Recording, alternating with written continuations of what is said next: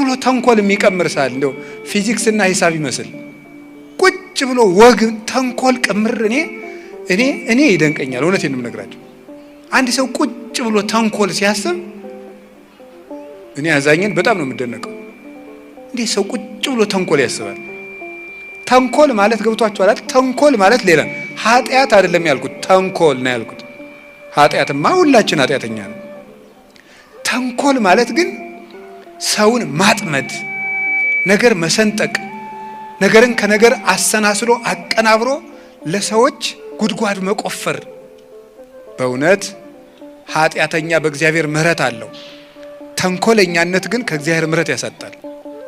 እባብም ከአራዊት ሁሉ ተንኮለኛ ነበር አይደለም የሚለው ኦሪት ዘፍጥረት ስታነብሩ፣ እባብ ከአራዊት ሁሉ ተንኮለኛ ነበር።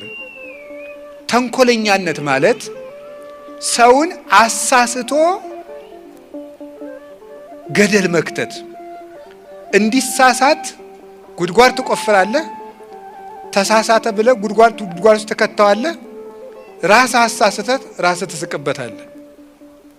ይሄ ተንኮለኛነት ነው።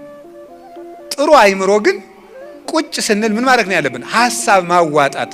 እስኪ ሐሳብ እናዋጣ ብለን እኔም አንድ ሐሳብ አንተም አንድ ሐሳብ እስኪ ይሄን ነገር እንወያይበት ብሎ ይውላችሁ ቤተ ክርስቲያንንም ሀገራችንንም ያቆዩት ሐሳብ ያላቸው ሰዎች ነው። ጥሩ ሐሳብ የሚያስቡ ዘመንን ተሻግረው የሚያስቡ ሰዎች ናቸው። ማሰብ ትልቅ ነገር ነው። አሁን ይሄ ዘመን ምን እያደረገን እንደሆነ ታውቃላችሁ? እንዳናስብ እያደረገን ነው። በቃ እንዳናስብ ነው የሚያደርገው። እኔ ገደው ይገርማል። ምክንያቱም የማናስብበት ምክንያት ደግሞ ለምንድን ነው? ቁጭ ብለን እንዳናስብ ማሰቢያችን በሙሉ ጥቅጥቅ እንዲል እየተደረገ ነው። ይሄን የፈጠረው ምንድን ነው? ዓለሙ የሚሰጠን የቤት ስራ አለ።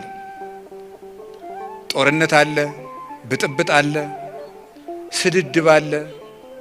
አሁንማ ድሮ ሰውና ሰው እቤት ቁጭ ብሎ ይበሻሸቅ ነበር። አሁን በሚዲያ መበሻሸቅ ተጀምሯል አይደለም እንዴ? የአደባባይ ብሽሽቅ ተጀምሯል ማለት ነው። አሁን ያለ በሰው ጉዳይ ቁጭ ብሎ እንደው ኧረ በስመ አብ ከራስ ቤት በድን እያለ ሰው ልቅሶ ለምን ትሄዳለህ አለ ሊቁ። ቁጭ ብሎ እነገሌ እና ትዳራቸው እንዴት ሆነ? እንደዚህ ነው የለም እንደዚህ ነው ውይይት። አይገርማችሁም? ቁጭ ብለህ የሰውን ህይወት እንጀራ አድርገህ ንፍሮ አድርገህ ትቀቅለዋለህ፣ ቆሎ አድርገህ ታበስለዋለህ፣ እንጀራ አድርገህ ትጋግረዋለህ። በቃ አይጣል አይደረስም። ይሄ የሥራ ፈትነት ውጤት ነው። እንደዛ አይደረግም። ሰውን ጉዳይ አድርጎ የሰውን ህይወት እያነሱ እንጀራ ማብሰል ተገቢ አይደለም። ከዛሳ በስልኮቻችን ላይ የተጫኑት መተግበሪያዎች እንዳናስብ የሚያደርጉ ናቸው። የዩቲዩብን ሳትጨርሰው የፌስቡክ ይመጣልሃል። የፌስቡክን ሳትጨርሰው የቲክቶክ ይመጣል። የዚያን ሳትጨርሰው የምትደውለው ስልክ አለ። በቃ ንቅንቅ የማያደርግ መስኮት የሌለው ቤት ነው የሚያደርገው ጭንቅላታችን።